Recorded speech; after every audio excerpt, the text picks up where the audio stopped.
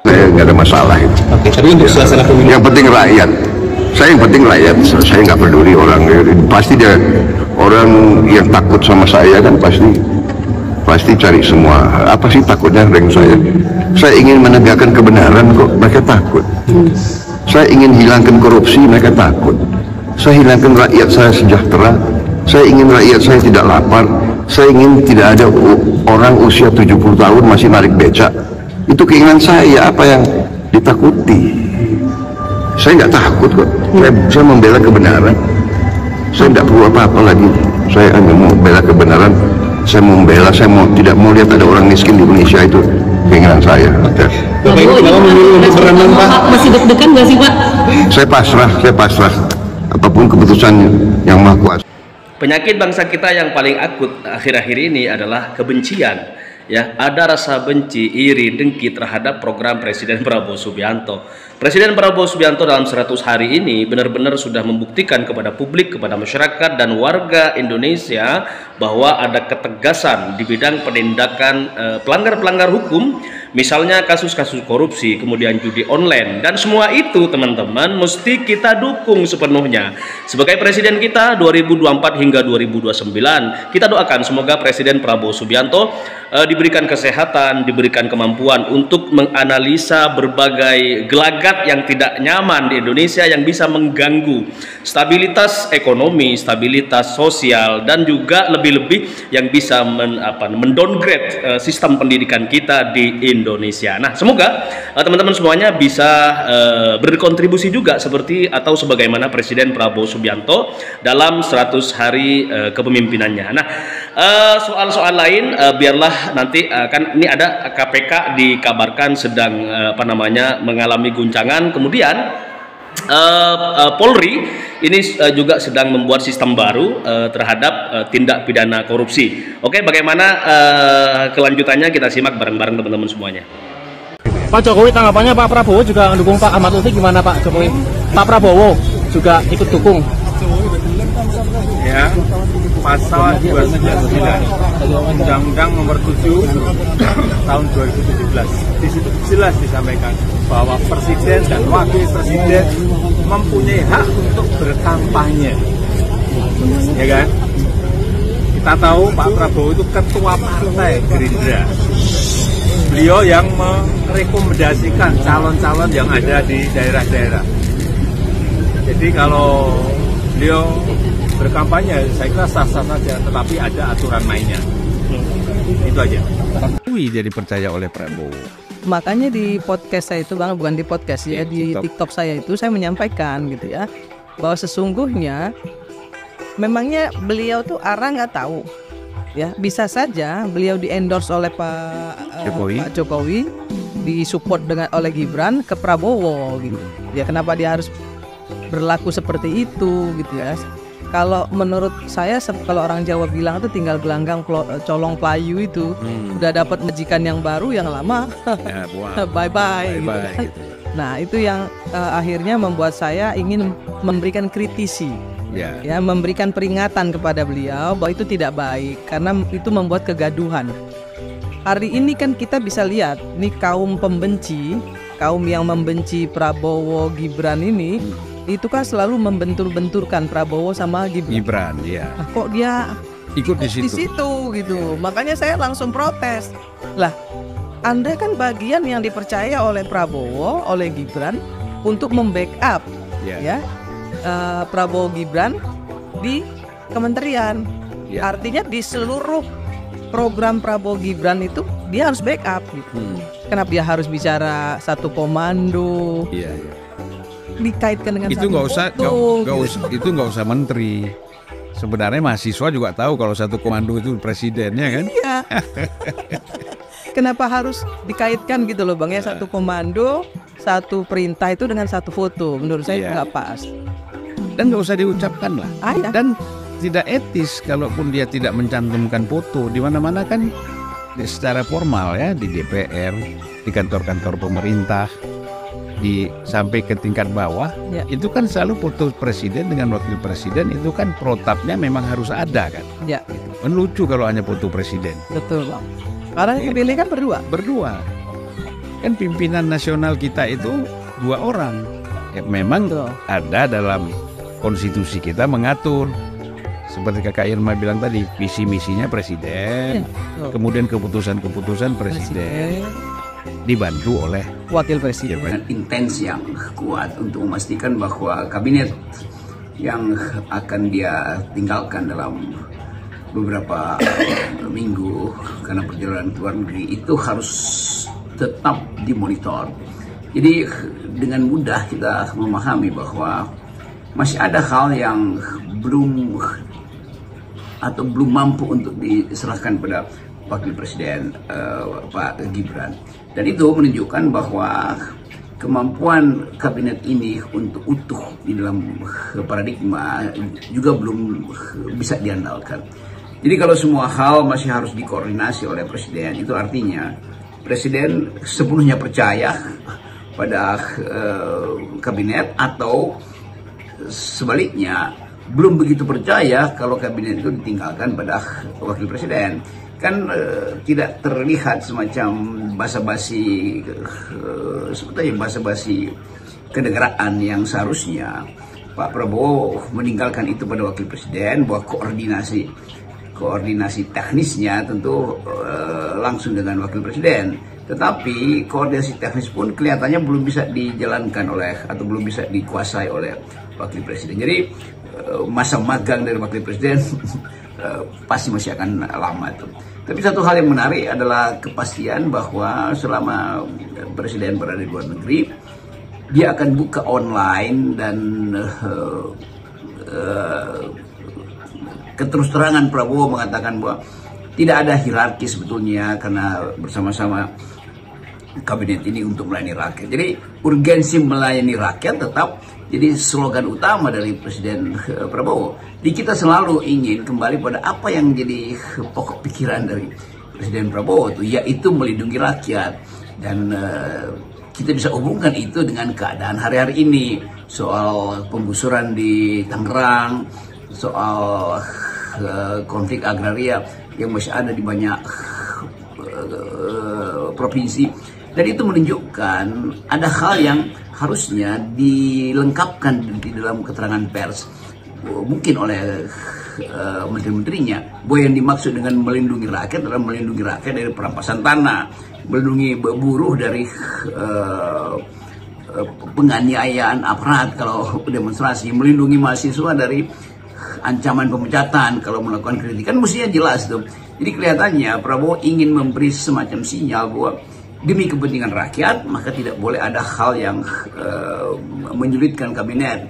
Artinya tidak boleh ada hal yang membuat kabinet pada akhirnya akan jadi bulan-bulanan netizen lagi itu.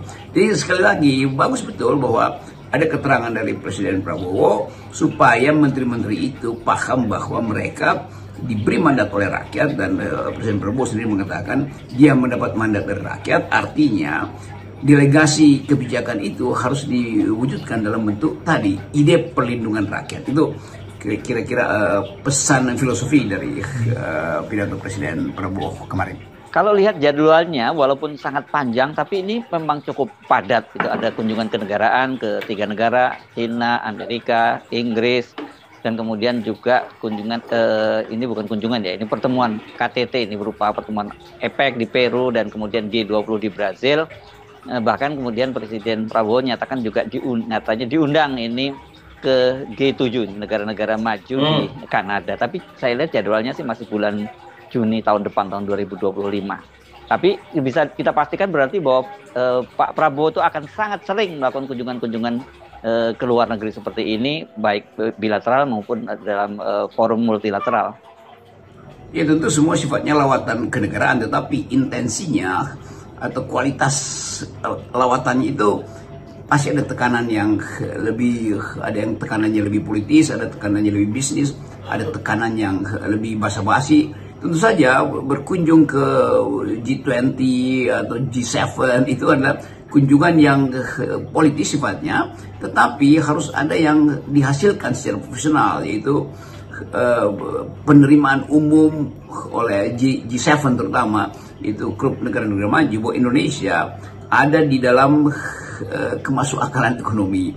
tentu akan ditanya di situ apakah masuk akal kalau Indonesia masuk BRICS, walaupun itu semacam bahasa diplomatis. Kalau di G20 ya tentu sekedar menerangkan pada publik internasional bahwa Indonesia itu adalah negara dengan kapasitas ekonomi yang besar, kan itu fungsi dari G20.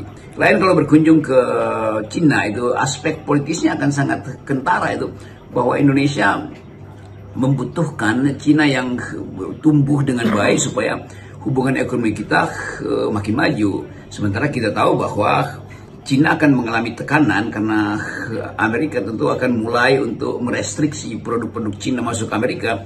Jadi perang dagang antara Amerika dan Cina itu akan berakibat pada supply chain dengan Indonesia. Karena relasi Indonesia dengan Cina itu tergantung juga pada kecepatan pertumbuhan ekonomi Cina.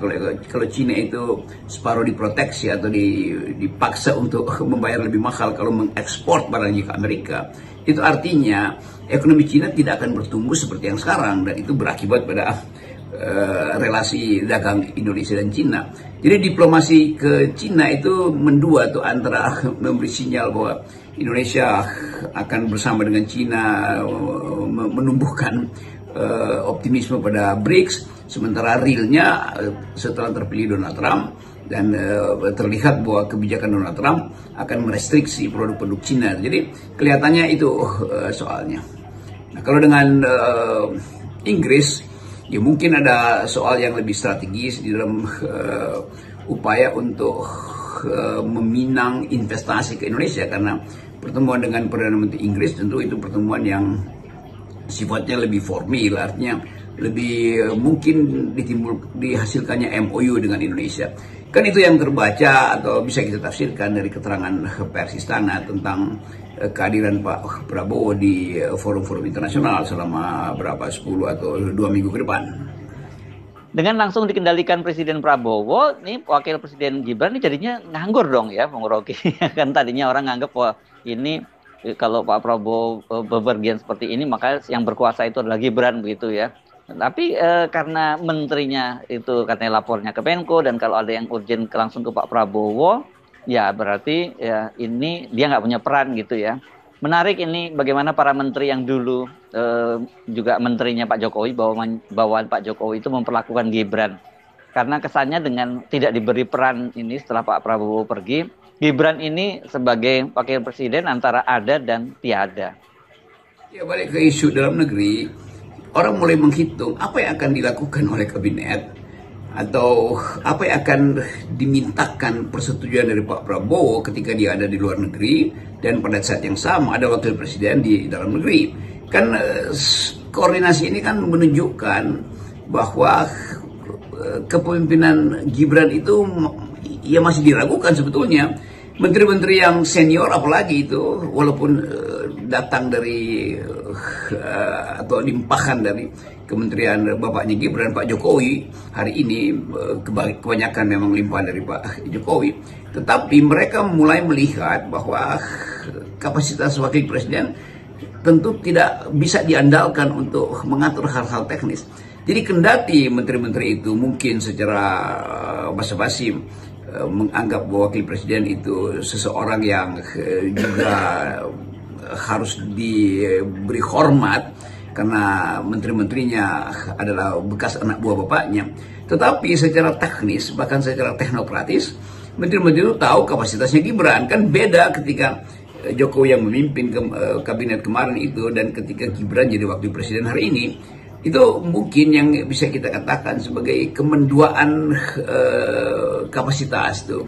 Bahwa ketika jadi anak presiden tentu Gibran itu bernaung di bawah kekuasaan bapaknya. Sekarang bapaknya bukan lagi presiden. Itu berbeda penghormatan psikologi dari menteri-menterinya Jokowi terhadap anaknya Pak Jokowi yang sekarang adalah wakil presiden. Kan kita mesti membaca itu di dalam sebut aja distingsi yang agak ketat itu, bahwa kabinet ada Presiden Prabowo, jelas Presiden Prabowo prestasinya dilihat orang, tetapi Gibran prestasinya tidak ada, dan itu yang mungkin sekali ya, atau jangankan mungkin, sangat pasti terjadi bahwa kepemimpinan Gibran selama Pak Prabowo pergi itu tidak akan ada efeknya pada kabinet. Jadi kita mulai lihat lagi bagaimana legitimasi itu kalau nggak ada memang itu bermasalah. Apalagi kalau legitimasi itu minus, demikian juga kapasitas tuh. Fakta legal bahwa Pak Gibran ini atau Mas Gibran itu adalah wakil presiden itu fakta yang sifatnya administratif aja. Padahal sebetulnya wakil presiden harus memperlihatkan aura kepemimpinan. Nah itu saya kira itu istilahnya. Aura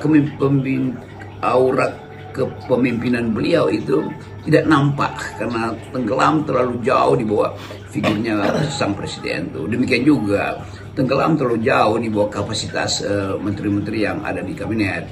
Dan mungkin cuman ya 1-2 menteri yang menganggap bahwa dia masih anak buahnya Jokowi, dan karena itu Gibran adalah bos barunya dia. Dan ya mungkin Menteri Bahlil yang masih memelihara semacam psikologi docilitas itu.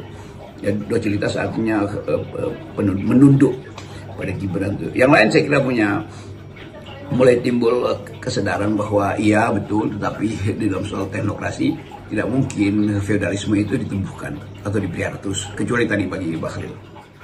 Dari peristiwa ini saya kira publik sekarang makin paham bagaimana posisi Gibran itu di pemerintahan Prabowo. Ini apalagi kan dalam situasi sekarang ini ya, ketika geopolitik memanas dan terjadi perubahan-perubahan kekuasaan terutama di Amerika Serikat, kan ini peran luar negeri itu menjadi sangat penting ya. Dan ini kunjungan presiden terutama ke Amerika Serikat saya kira menjadi sangat penting dan vital bagaimana kemudian dampaknya kepada perekonomian Indonesia setelah Trump itu terpilih. Gubernur Bank Indonesia Peri Warjio memperkirakan rupiah ini akan makin lemah dan bakal terjadi perang dagang. Ini saya kira mungkin karena melihat gaya Trump gitu yang cenderung ini kebijakannya itu American First, dan slogannya kan jelas Make America Great Again. Ya tentu semua institusi peramal atau analis baik dalam negeri maupun luar negeri mengkhawatirkan kepemimpinan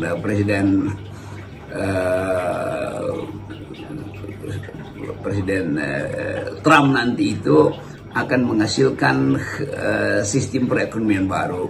Karena Amerika akan memanggil pulang banyak dolarnya supaya konsentrasi dulu pembangunan ekonomi atau maksimalkan dulu investasi di dalam negeri, karena kelas menengah tentu menuntut perbaikan ekonomi yang dijanjikan oleh Presiden Trump, dan itu artinya tekanan pada rupiah. Jadi semua hal yang bisa kita baca hari ini itu sangat didasarkan pada peristiwa terpilihnya Donald Trump, dan bahkan Gubernur Bank Indonesia sudah mulai menghitung kondisi ekonomi kita secara moneter akan tertekan karena arus balik kapital ke Amerika. Dan mungkin kita bisa baca cepat-cepat di pasar uang kita atau di perdagangan portofolio saham bahwa banyak yang kabur atau balik cabut dari Indonesia lalu cari pasar, cari tempat investasi yang lebih memungkinkan dolar itu dihargai atau dolar itu menjadi kekuatan utama. Dan itu hal yang biasa. Kita juga mungkin bisa mulai memantau bagaimana BUMN, saham-sahamnya mungkin akan jatuh karena peristiwa-peristiwa yang dari awal fundamentalnya buruk, kinerjanya tidak terkontrol, dan potensi korupsi di banyak bank BUMN juga masih ada. Dan sekarang dihajar lagi oleh sistem perekonomian dunia yang pasti akan bergetar ketika Donald Trump memperlihatkan postur yang bersifat inward looking, yaitu memastikan kejayaan Amerika dulu sebelum menghitung efek-efek internasionalnya. Jadi perang dagang pasti terjadi, dan ketegangan politik juga akan punya impact pada ketegangan politik dunia. Indonesia ada di dalam sistem itu, di dalam nexus itu, dalam web itu, dan karena itu kita juga pasti akan kena dampak itu, dan dampak itu pasti mulai terlihat hari-hari ini. Ya, jadi sekali lagi ya kita siap-siap untuk menunggu semacam gelombang pasang ekonomi, gelombang pasang politik, karena di negeri sendiri, di kita juga itu semacam stabilitas semu masih berlangsung.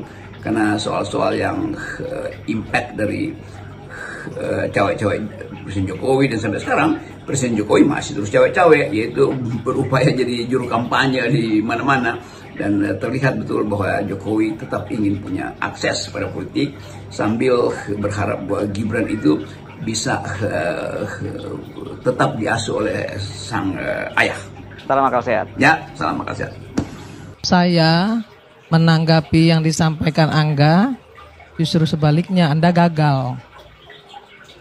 Gagal total, katot. Anda bilang punya IT, punya tools yang begitu bagus, nggak ada hasilnya. Ya kan? Nggak ada hasil. Ada 12.000. Saya nggak usah dijawab dulu nanti. Jangan kebiasaan ya. Jadi nggak ada hasilnya, kenapa? Nggak berubah kok. Banyak tuh kasusnya Wanda Hamidah aja nggak Anda selesaikan. Itu di depan mata sahabat saya tuh. Ngadu kok ke sana ke TGUP ya. Apa hasilnya? Gaji gede tapi nggak ada hasil. Nah, kalau ini yang Gibran lakukan ini menurut saya ini bagus, keren. Wakil presiden loh, turun tangan langsung. Waktu SBY nggak turun tangan langsung wakil presidennya. Anda apalagi? Gubernurnya nggak turun, cuma nyuruh doang. Ya nggak selesai.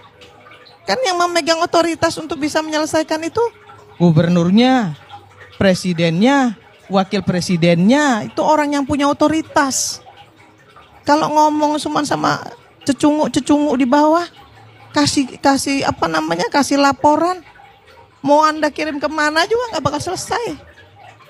Seperti yang dibilang Bang Subiakto tadi, nggak selesai. Jadi Anda nggak bisa bilang bahwa mundur ke belakang, ini maju ke depan. Wakil presiden, ya, wakil presiden ngerjain ginian itu luar biasa. Dan dia pasti sudah lapor dengan presidennya. Nih saya mau buat ini nih. Kenapa begini? Karena semua program kalau Anda tahu, ya, program pusat, kita ini punya otonomi daerah. Program pusat ke daerah selama ini nggak pernah berjalan. Tahu nggak Anda? Kenapa? Kagak ada duitnya. Transfer daerah yang diberikan pusat ke daerah itu dipakai daerah untuk kepentingan daerah, kepentingan program-program mereka, bukan kepentingan program presiden yang dijalanin selama ini.